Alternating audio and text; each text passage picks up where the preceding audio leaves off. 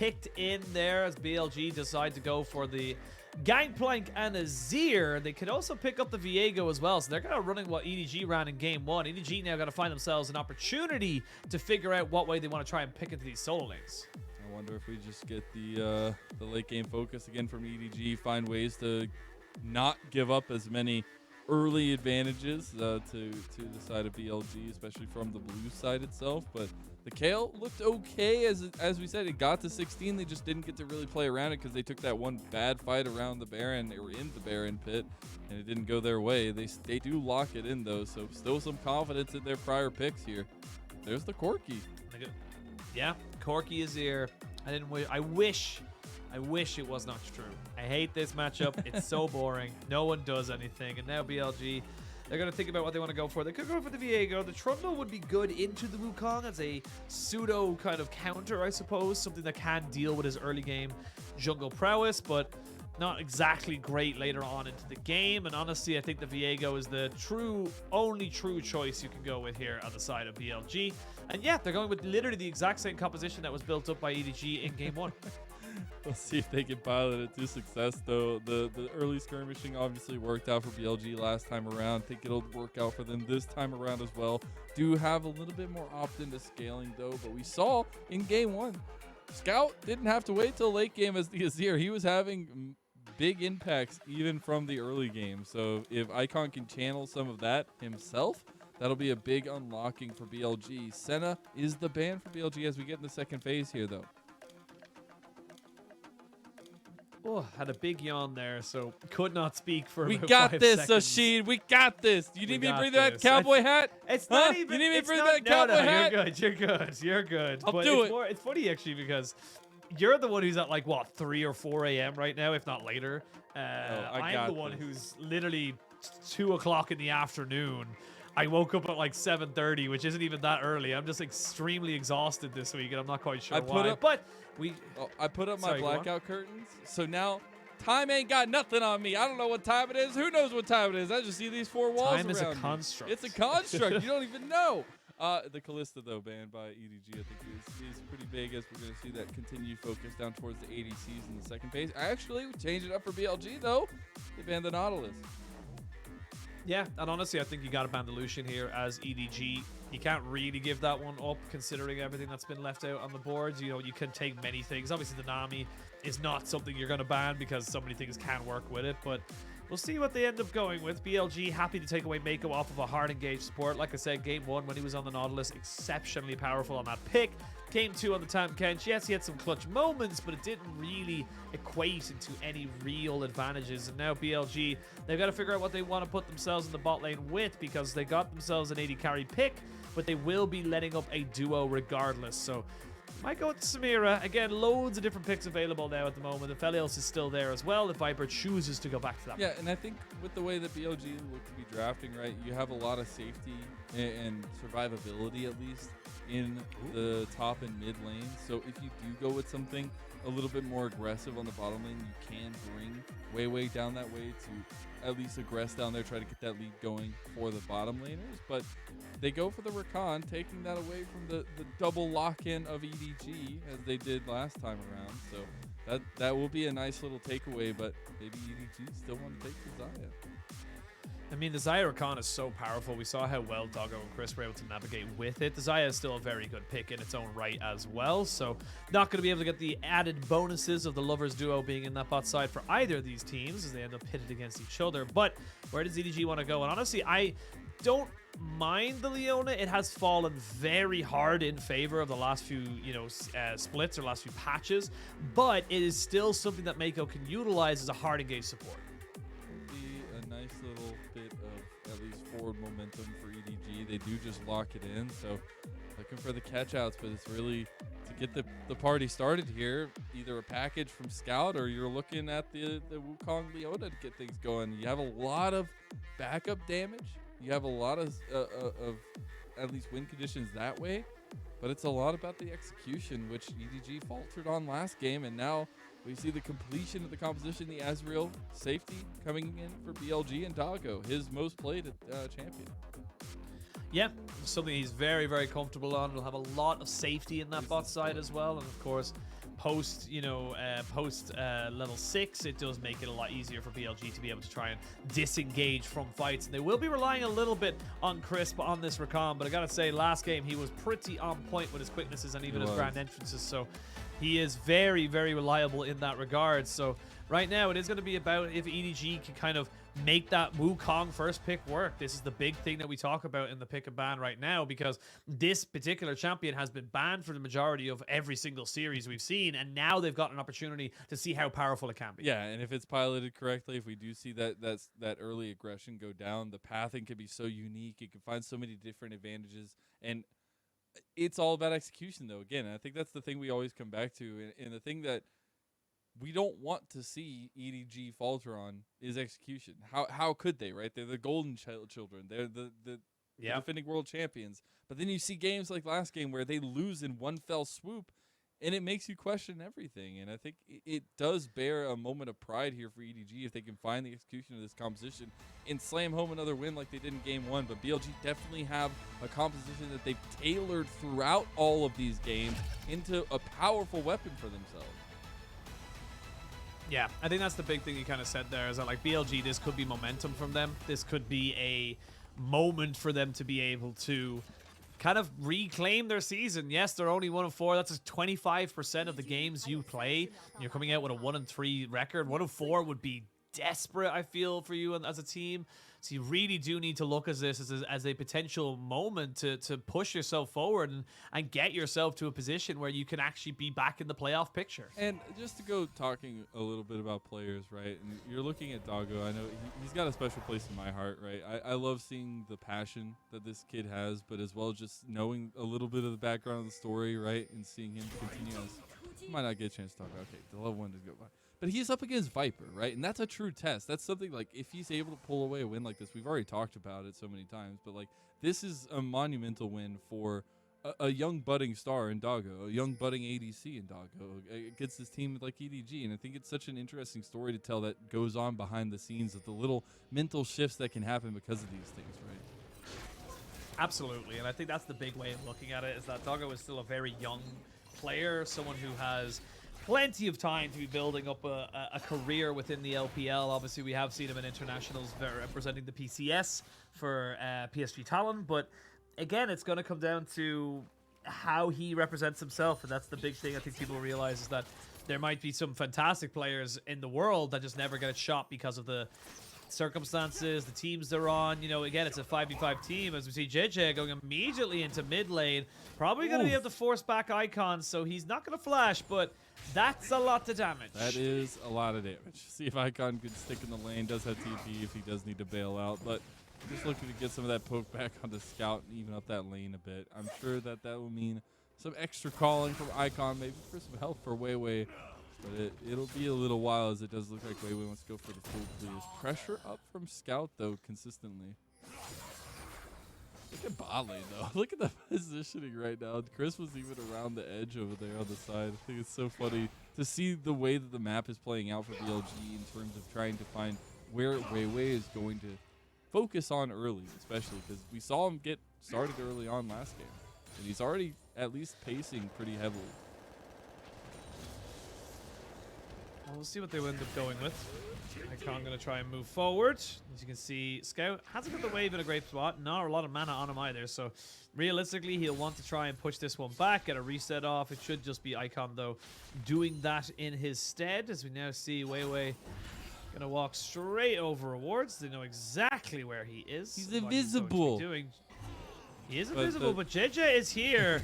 And Jiejie is also invisible, does not get the smite off, so WeiWei will be able to pick up that pretty damn quickly and pretty damn effectively. I feel like JJ's invisibility is a little bit more OP than WeiWei's, because you see the mist, you don't actually... I mean, you have the monkey, I guess. A little bit back and forth there, but yeah, I don't know. Who's weighing invisibilities? They're both pretty OP. Yeah, they're both pretty good, and speaking of which, WeiWei gonna follow the non-decoy monkey over to the red buff or red side of his jungle. And honestly, with the support of Crisp here, it's going to be very difficult for EDG to really defend this jungle here. But I will say that Meiko is around, will not get jumped on by the grand entrance. And Crisp honestly just felt like maybe he had a little bit more time. I see the shifting sands right on top of Scout, who is yet to go back. This is the power of having Scout on this Azir, or excuse me, having Icon on this Azir. The Azir will have that early pushing power until Corki hits level 6. Yeah, you'll see the TP no doubt coming out from Scout to get back into the lane, so both of them have utilized that. But on this push, we're actually going to see the quick back from Icon. Oh, I thought maybe he was just doing it for a little bit of fun. But it is Dog. Ooh, even then, okay, people getting back stopped at least. Meiko not able to get his reset off.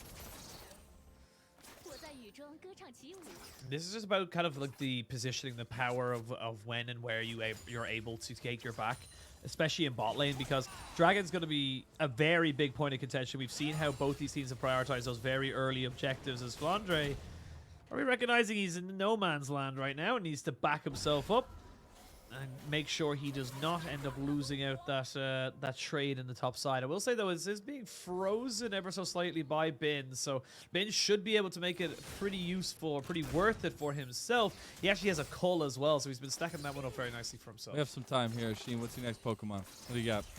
Putting you on the spot. So hang on. We got Kingler. Pikachu, I got a list here. We got Snorlax, Pikachu equals Gengar. Zeri. We got Kingler equals Jiejie. Scout equals Gengar. Flandre equals Snorlax. What do you got? You got 2 more to go. Okay, I got 2 more to finish off my team. I also don't want to do dual typing or like overlapping. Are you starting to think some meta that's game just over here? inefficient. That's just inefficient when you're playing the game. It's just inefficient. But I'll think about it. Okay, I'll try and make something up for. I mean, this is your last game. I don't know what your punishment is for not getting it, but I'll think of something. I don't know. You have to wear the cowboy hat. I mean, if you can get it to me, like we are quite literally thousands of miles away from each other. The power of technology. I would walk we're able to chat 5,000 miles to get you a hat. Actually, I'm curious of not you in particular, because I don't know your address, but how far away is Texas from me? Texas. Houston, Texas. Or Jiejie. Dallas, Texas. I like that BLG are moving up here, though, actually. They want to go for the early stacking, potentially, as they do. Answer the question. Houston, Texas, or Dallas, Texas? Dallas. That's more. That's closer. Dallas. It's closer to where I lived for like a majority of my life. Gotcha. All right. How far? I'm gonna guess like 6,000 miles. I don't know. I don't know distance. I don't know relative distance. It's not coming up on Google Maps right now. It's like, you can't travel this. Like, it's not possible for you to be Ireland. able to do this. Literally, it's like, I'll figure it out. All right. I'll figure it out what we're going for. But EDG are the ones, despite the early pressure coming out from BLG around that Dragon pit, it is going to be EDG who able to take that objective first. And I talked about the importance, shall we say, of the first Dragon, as now Meiko finds Crisp and backs himself up. WeiWei is in the vicinity, but Dragon has already been secured, and the decoy should be enough to get Jiejie over the wall. He even gets a couple of extra seconds, as no one really knows he's there. I got you. You ready for it? I was way off. I'm not that way off. 4,458 miles from Dallas to Dublin. What? I would walk 4,000. No, I'm not gonna start that again. Nobody wants. That's a lot of miles. That's a lot of miles. That's a lot of miles. That hat's gonna be traveling. Also, did you also hear that little ding? I did. I don't know what that was. I don't know what that was. I also don't know what that was. So I checked my phone. There's no sounds. Nothing is on my phone. So yeah, who knows? Same. Maybe it's the little things. I did not know. I do not know. It's, the LPL smiling down on us. After this long night of games, into the 6th game, into EDG, potentially falling to BLG. Not much is happening. We're still waiting on the Pokemon to come through from Oisin. We're still waiting on the scaling to come through for EDG. There's a lot of things we're waiting on here, Oisin. Yeah, there is a lot of things we're waiting on. I think. Well, you got to come up with something for the Aphelios. Like Aphelios has to be a core part to the Viper training. I feel like the Zeri is Viper. Like I think the Zeri is just some of those good things. The Aphelios is Viper. Of course, it's his skin, of course. And I love how there's so many like Korean carries, obviously from previous winners gone by, who are like, when I feel like I have earned my spot to play my world skin, I will play it again.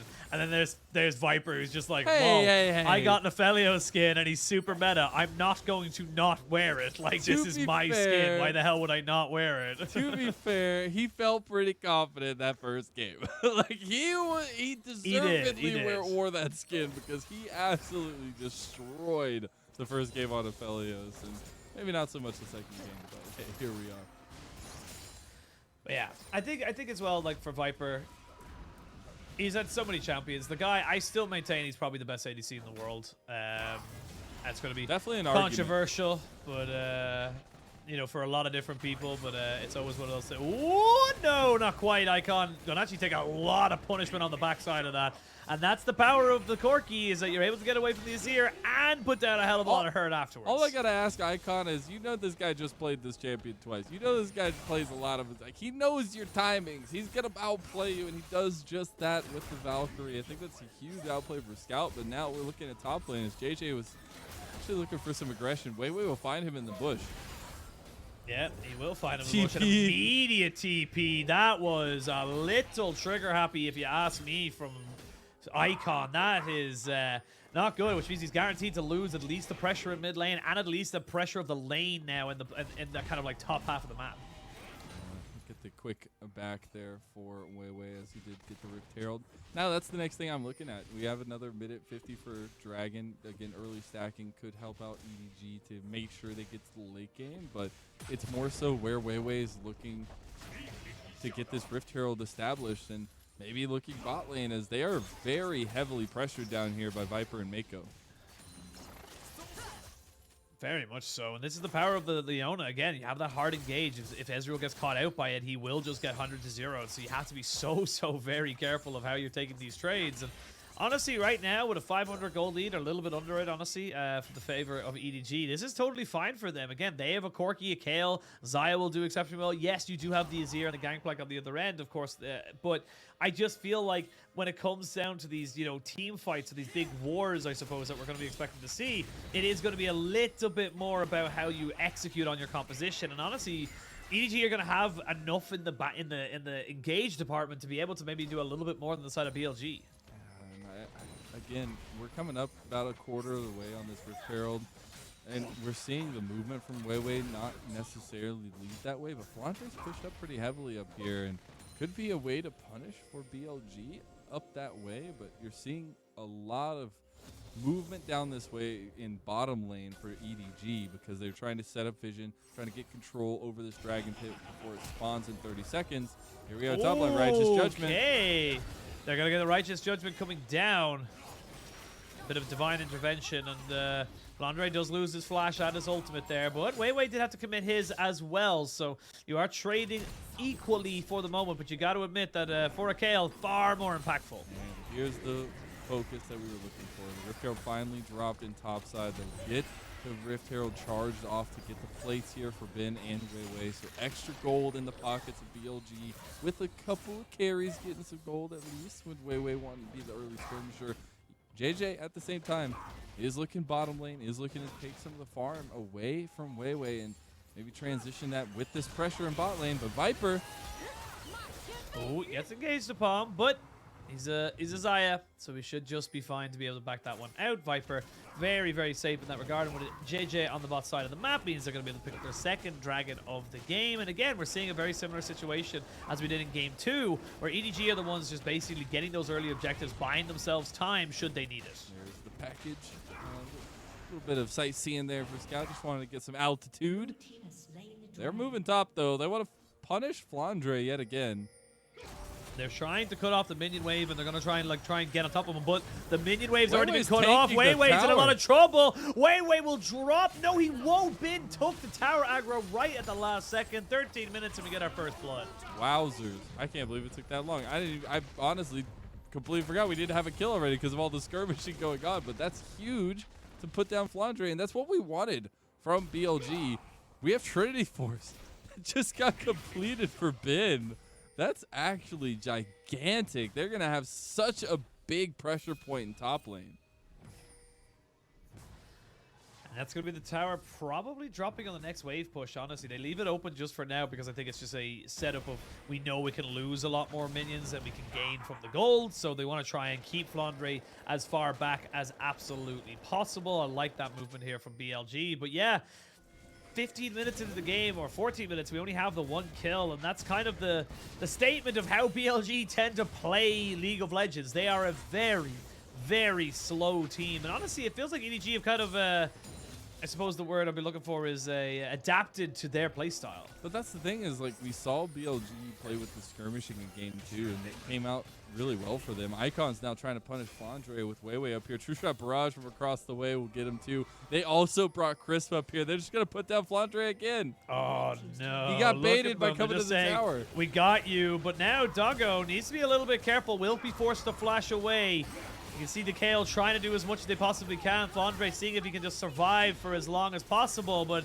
it's not very possible. They will trade back a turret in the bot side and in the mid lane. So honestly, it's 1 kill and a turret for 2 turrets in favor of EDG. It's a very close one, but it is EDG kind of coming out ahead in terms of the gold lead. Another Rift Herald up on the table here. WeiWei will be starting that off after the tower goes down. Thought maybe you would see the path up from Jiejie to come contest this, because they did have Meiko already in mid lane, Viper moving up as well, but it looks like it's just going to be another objective, or an objective for BLG after. It'll be 2 Rift Heralds for BLG, 2 Dragons for EDG. And EDG just kind of trading up, I will say, with the Rift Herald being taken. Not as impactful as the first, but it does mean that you end up in a little bit of a better situation. They do have to commit a fair bit to this, in fairness. It does require quite a lot of ultimates to eventually take down Flandre, but it take them down nonetheless, and they take themselves the top turret. So this is why I was really happy to see them not take that turret on the first time they killed off the Kayle, because Flandre just wouldn't be extended up that far. So now having to be able to take him or pull him away from the safety of his turret, or a turret that's basically going to die, they get both the turret and a second kill, and keep him a little bit in the dust right now. He's 30 CS behind, really not having a good game right now, and really just being put behind by the likes of BLG. But what you got to look at is this mid lane as well. Icon's been trying to get things happening in the side lanes, but now he's fallen behind about 30 CS. And Scout will be a strength to be dealt with in the later parts of the game. He might not be on the Azir, but this Corki will be putting out serious damage to back up the profile that EDG have drafted. Now EDG, they got the level 11 for Flandre, so he's... The clock is very much there, but like we said last time, it is a difficult setup for the Kayle. You cannot just go in willy-nilly assuming you're going to win, and that's exactly what happened in game 2, where BLG just kind of said, right, we don't really care about the Kayle right now. We can run 100% take you if you're just going to try and run at us. And now BLG, they've got an opportunity to maybe try and contest these dragons. It is an Infernal Soul as well, so very valuable for both EDG and for BLG. And Viper maybe thinking he has an opportunity to maybe work something here with Meiko. The little moments of aggression that you can find with the Xayah, I think, are really fun, and Viper is obviously in tune with trying to find those, but it's the fact that they have so much pressure for BLG in mid. They have to walk the long way around. Not much could be pressed on into the tower, though, for BLG, as they're just trying to position around this dragon. Again, 40 seconds for that next objective to come up would be a nice stacking objective for EDG. We saw last time BLG definitely wanted to put a stop to that, and were able to do so. They're going to put a lot of priority around this here, Oisin.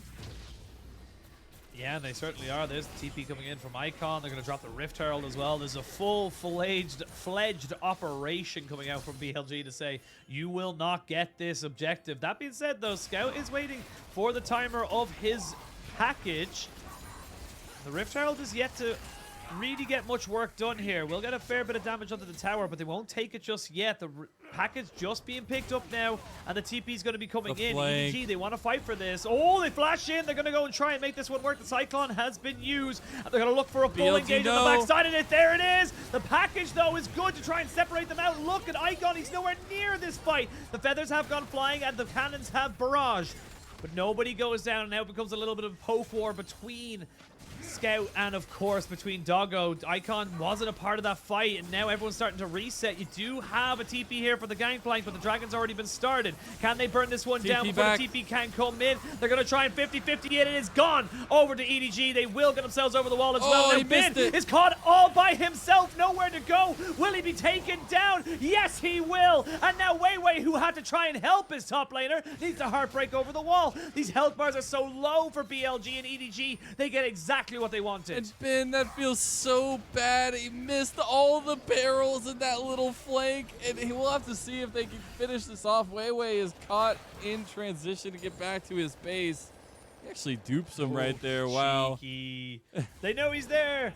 Jiejie will not go for him, but that's an Earth, Wind, and Fire now for EDG. Do you remember September as they now put themselves on the sole point. Yeah, it's pretty terrifying. BLG obviously did not want that to go down. We're gonna replay of that one. The TP back. It's all trying to set up here for Ben, but he doesn't get anything accomplished. The barrel gets stopped. The next barrel gets stopped. The transition is just not able to be there, and he has to back off by the time everything else happens. Yeah, it was about 2 seconds too late. It just felt like he wasn't able to give any pressure. And by the time he actually finishes his TP, EDG's in a perfect position to be able to collapse down on top of him. So first kill for EDG over BLG. We are 20 minutes into the game. We are looking at 3 kills. This is not the LPL I love and enjoy, but it is still a good game. You were talking about counter. I'm counting down the minutes right here, Oisin. Audience, we're holding him down. I hate Azir Corki. Wait, but it's so boring. The counter is on you, Oisin. You need 2 more Pokemon. I'm trying to think. I can't think of a Pokemon. Like, you know what? I think Kenju would be Charizard. Okay. And if you understand why Kenju would be Charizard to Ash, maybe specifically to Snorlax on maybe the Snorlax, you know what? Yeah. Then you know what's up. But I'm gonna have the Charizard as Kenju. Right, Obviously, Kenju no longer with the organization. Is ooh, okay, Jiejie. Gonna think like maybe he can go for this one, and is exactly what he's gonna do. They're gonna drop down the Divine Intervention. And then there's Viper forcing the flashes out. WeiWei gets stunned up, has to flash himself. The feathers will fly, but will not do enough. We will see them trying to do the exact same on the opposite side of the map, but it's a Corki. He's so much harder to lock down. Scout just broke some ankles. That is just saying. Scout just broke some ankles up there. Just kept himself safe. They even TP towards the mid lane. That's going to be Flandre picking up this, nice little bit of farm, which gets him up to level 13. This is just EDG kind of looking comfortable. Yeah, it's chugging along at least. We felt to some extent that way last time around with some of the things they were working on. I think there was a much bigger lead for BLG last time, though. It's still all about the execution, though, for EDG, trying to find ways to ensure that they get this Infernal Soul, ensure that some of these scaling aspects that BLG opted into in this third final game don't come to fruition.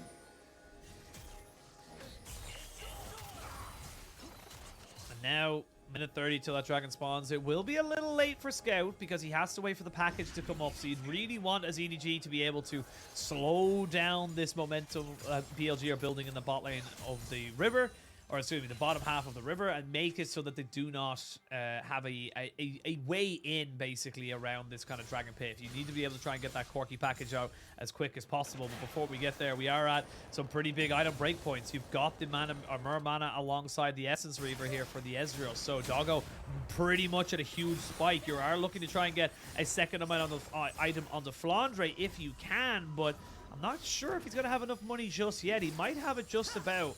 That's going to be huge for this fight. If he can come out with a Rift Maker here, that could be massive. That would be huge. They are moving over to control this. They burn this down big time. I mean, Icon will do some serious work here, at least with the Leandries, but they'll not be spotted out yet. No pings. I mean, you're trading a permanent buff for a temporary one. Yes, the Baron is nice, but giving up the Infernal Soul... Do they get both? I mean, can they go fight the... I guess the backs won't be quite... WeiWei's getting way too low. I don't think so. WeiWei's getting way too low. They will reset, so 20 seconds now until that comes up. And they have 2 TPs. They do. It's going to be rough. You need WeiWei there, who's picked up a stopwatch. They know this is it. This is the moment. They even have the package, though, for EDG. And yeah, I like the play. You have the Baron buff. That's great. But you now have to deal with this dragon, and you're not in a position to be able to try and stop EDG from just burning it down. And I think you got to be careful because you obviously don't want to go into 5-man package, right? But that's where I think these bottom wards that they had behind the dragon pit would have been so crucial and a cool pincer, but they just lose the Infernal Soul to opt into mid lane. Yep, they lose the Infernal Soul. Again, BLG, what can you do now with this Baron buff? It feels like you got to make this one worth it. You traded out a permanent buff for a temporary one, and now we're going to see there's the ultimate coming out from the Cyclone as well. They're going to burn down Crisp. That Infernal Soul already doing work, and it just feels like EDG maybe just biting off a little bit more than they could chew. Doggo doing very well off on the side, and it's still in his ear, so 4v3, they're still looking pretty good. The Kayle no longer a part of this fight, but Doggo, I just don't think you're going to be able to kind of get the damage down that you need. This is a bit rough for EDG, taking a lot of poke. Doggo! Doggo! Oh my lord, he almost got taken down, has to flash away. Yep, thumbs up, all calculated, but yeah, that is a Baron going in favor of BLG, but for EDG, again, you can see with the poke and the damage they have, the lethality they have, to be able to kind of, kill off all these members, the Gale Force as well from the Xayah, just makes it so hard to make this one work. See how this all kicked off as well. Jiejie getting all of his health taken out in a bit, gets the Righteous Judgment used down, but Crisp gets burned. Scout's doing a decent amount of damage in the back. It's still this amount of pressure, though, with the minion wave, with the tower here. Doggo over the wall. Flandre has no idea. Doggo trying his very best right now, trying to put out as much DPS as he can, but again, Infernal Soul, like, it's hard. It's so hard now for BLG to really make this one work. They got a minute, just a little bit under it, of Baron timer left. They will not be able to get many more, if any, turrets, and honestly, it's only a 1,500 gold lead or Baron power play, and even then, with this tower going down on top side, it's not going to be that relevant at all. They'll trade it back on the bot lane, but again, this is still a net win for EDG. Level 14 for Flandre. I'm sure he's getting close to level 2 15 towers from this as well. Yeah. Ben is here. Crisp is on his way, but yeah, that tower should fall. Oh nope, too quick, too quick. Too quick, but they just took an awful chunk out of it as well. So you can see now Jiejie just trying to run away now with Finn in tow. Scout just going to try and back away as well. But while this has all been happening, you can see the Kayle, level 14, 2 more levels away from getting up at the level 16 point, and this is where we start to get a little bit scary again. Bin going for that Triforce and the Serelda's Grudge with the Mar Mortius means, yes, he does hurt, but not as much as he did in that last game. Remember, the last game he had got the Prowler's Claw, so was an awful lot scarier if he got on top of you. So this one's a little bit more of a poke build, a little bit more sustain, you would argue, from the side of Bin, but is it going to be enough for BLG? Hey, you gotta hope so if you're a BLG fan at this point. The Infernal Soul is gonna be so huge for EDG, especially when you're looking at Scout scaling up so big right now. I mean, he's almost at 300 CS. He's almost at 3 items. That'll be another big power spike for EDG. And you can see they're just moving around, using the strength here that they have. But actually, look in the jungle here. WeiWei is on the behind here, trying to find something funny. Not going to find it this time around. Scout's just farming up continuously here. It's getting scary. And then they also have the double timer of Flandre in the top lane on Kayle. It's tough. It's tough right now. And 2 minutes 30 till that Elder Drake spawns. 2 minutes until the Baron spawns. Flandre needs to be careful. He's sitting on what could potentially be a loaded barrel. Will not get hit by it. And now Bin needs to be very careful. He's getting 1v1 because these barrels are being taken out and he's not getting the damage down. The TP's going to come in. They're going to have to use the quickness defensively to try and keep everyone going. And now with Icon on the wrong side of the map, you can see Jiejie will actually be taken down. Now Scout looking to try and see if he can take out this Azir as he jumps straight onto Chris. He goes down, but a great shuffle from Icon keeps the fight in a little bit more of a favor. They take down the Corki. They take down the Kayle, and you just don't have the damage. It's all on Viper. Can he get the damage? But he cannot. BLG find a fight, 5-for-1, and they'll be able to push down bot side. Infernal Soul don't mean anything. BLG 28 minutes in. They find the fight against EDG. They're pushing down this bot lane. This is an inhib. They're moving mid too with Bin. This is so much gained in such a short amount of time for BLG. They are pushing EDG to the brink. This composition is just not working. That BLG was just so good. It looked so bad for Bin right at the start of that. He was getting every barrel popped. He wasn't able to keep himself in a damaging position, but you can see just how much this Azir will do because Flandre, not quite level 16, doesn't have the one-shot potential that we all know, and yes, does a fair bit here, but WeiWei, or excuse me, not WeiWei, Jiejie is so squishy in these exchanges. You can see he just takes 1, 2, doesn't actually get anything else off after his first Cyclone, so he just becomes a very easy sitting target. Scout tries.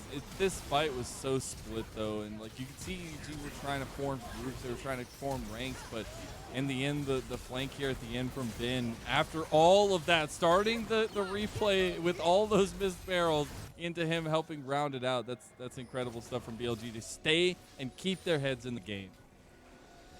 It's level 50 for Flandre, so he is only one level away from finally having access to that final passive of Ascension. His auto attacks will start to do absolutely massive AoE damage. You can see there. Look at Icon's damage right there. Just huge on this Azir. That is what you're looking for when you get the Rabadon's death cap completed. Package is available. Elder Dragon on the table. EDG ready to set up for this, and BLG need to fight. Oh my Chris! God! He's almost dead. He is not going to be able to engage. The Elder Drake's already down to 4,000 HP. Gone? He's dead. Gone. He got hit by a rocket and was sent to the moon. Now BLG have to fully disengage because they are not in a position to go for this. The package is they still have there. to even commit flashes from Doggo as well. Like, he didn't even have to use the package. They just got the Elder Dragon. Now they transition this straight to the Baron, because why not? We saw them lose that last fight, but it was because the execution didn't go in EDG's favor. But now when they get the resets, they get the backs, they get the item completions, they come out of the rift, and they smash BLG in that fight. WeiWei just needs to try to steal, but there's no way he can get into the pit. No, Meiko playing bodyguard. You don't have to go home, son, but you can't stay here with the Baron, the Elder, and level 16 for Flandre. Honestly, this is just crisp. I don't know what you're doing. You have no vision. You should not be walking up on that. And then he walks back up. Yeah, he sees Scout. He sees him. I don't know. I don't know what it is, but that ain't it. That ain't it, Chief. That ain't it. But it is EDG who is it in the advantage, at least right now. They are still in the deficit, but they have Elder for another minute and 15 seconds just about. Baron still up for them. They have bot lane now pushing. They're going to have a wave trying to stack in top lane. They have everything going for them. You know what the crazy thing is? BLG still have a gold. They do. Yeah, BLG exactly. are still 2k ahead, but it is a level 16 Kayle with 3 items, shredding through these minions' health bars, and this is just going to become a slow, methodical move back. They're going to have to, BLG are going to have to wait till the Baron's gone. They're going to have to wait till the Elder's gone, and then hope and pray that EDG just can't find a fight.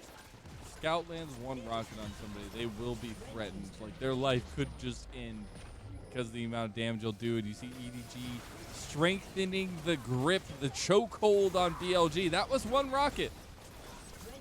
Yep. That's about it. That's about as easy as it comes here for They're just going to Scout try to on push this for Corki. it.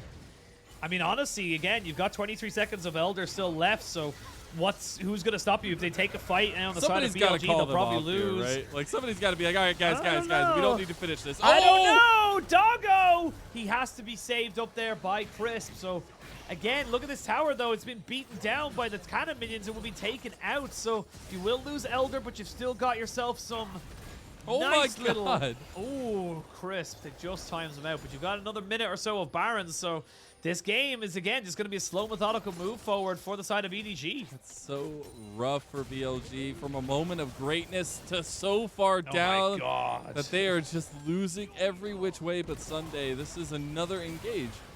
Thought Jiejie might get a little bit more pressure on him, but another tower will fall.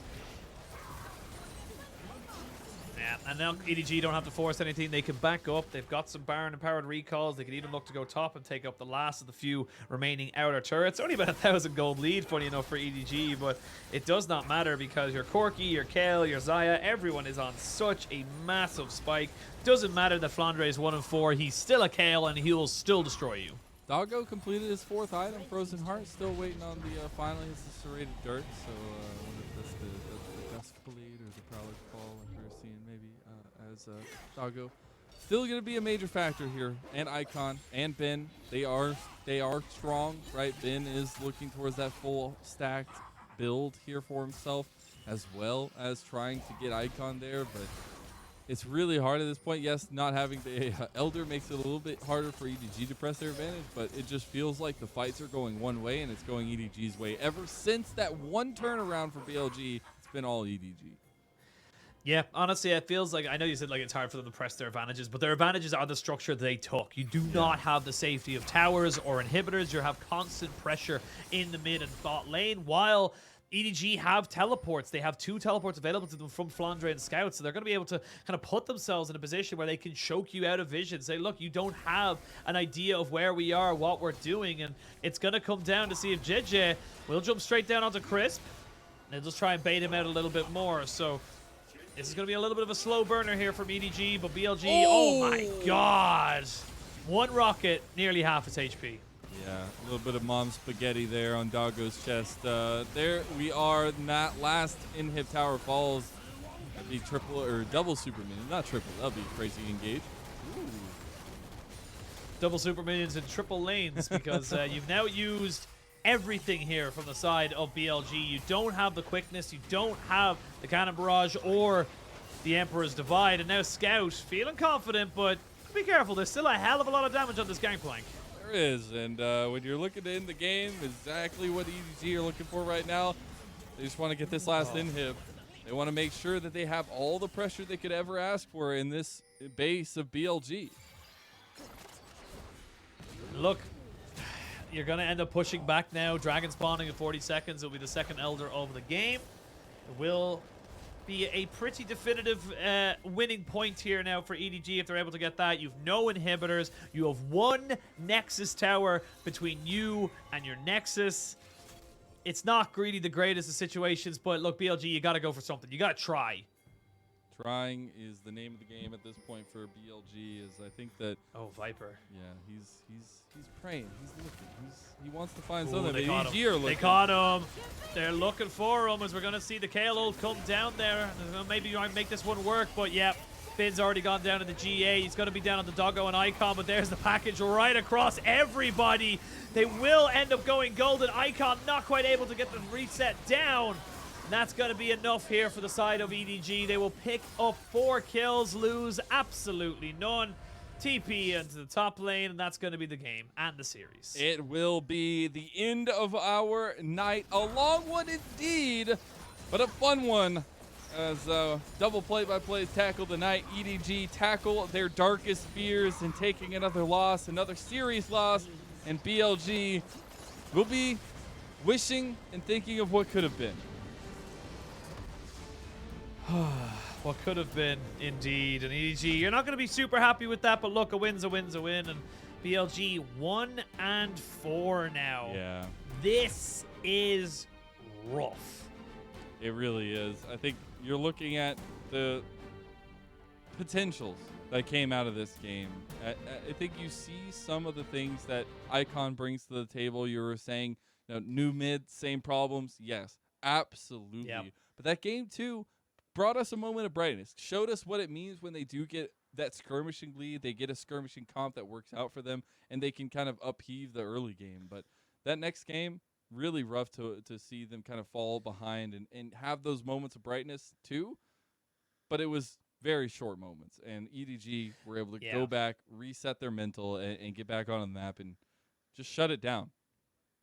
Yeah, I will say for BLG, their next few games are arguably a little bit easier. They go up against the other 1-4 team in IG next week, and then they play against TT before going up against WeiWei and LGD and RA. So they've got like about, out of those 5 games, I could very well see them winning 4, maybe even 5 of them if WeiWei, depending on how they are on the day. But yeah, you're going to need a big win streak. You're going to need a lot of wins in the bank if you're going to come back out in the playoffs. You don't need to be the, even average in the LPL to get in the top 10, because of course 10 is not the halfway point of 17, but you do need to be doing a little bit better than this. And for EDG, you're not really upset about this at all. You 2-1, great start to you. You now play TT later on next week, but then you go up against V5 in about 3 games time. I feel like they might be a little sad.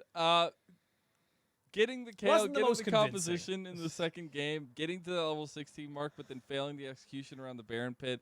Those are slip-ups, yes, small and very minute in moments that EDG need to clean up. You don't want to see these kinds of moments from world champions, right? Like, especially coming into the split when they did, let's be honest, fail in spring. And I think when you're looking at this team, you're looking at greatness, but you need to see them continue to do so. And you saw that from every moment in this game, even in the losing game, you can see that the machinations of EDG still work, right? Viper is still an absolute monster. The duo bot lane is still something to be reckoned with, and the whole team kind of work together. Scout is performing like an absolute madman. 36% of the damage in that last game. That Corki was popping.